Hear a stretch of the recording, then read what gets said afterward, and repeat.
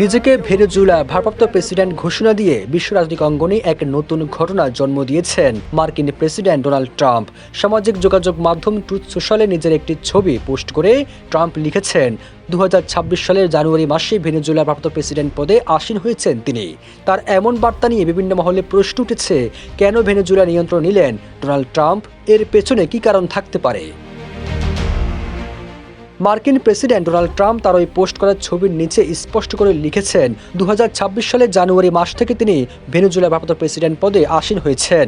মার্কিন সামরিক অভিযানে ভেনেজুয়েলার নির্বাচিত প্রেসিডেন্ট নিকোলাস মাদুরো অপহৃত হওয়ার ঠিক এক সপ্তাহের মাথায় ট্রাম্পের এই ঘোষণা লাতিন আমেরিকায় চরম উত্তেজনা সৃষ্টি করেছে।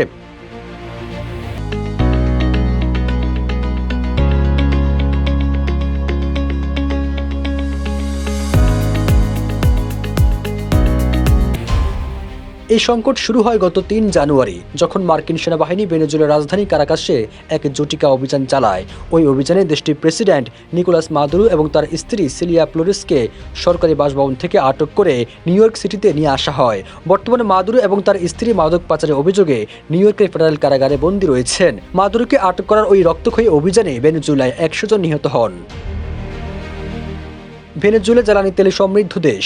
মাদুরো এবং তার স্ত্রীকে অপহরণের পর ট্রাম্প জানিয়েছিলেন, ভেনেজুয়েলার তেল সম্পদের নিয়ন্ত্রণ এখন থেকে যুক্তরাষ্ট্র করবে।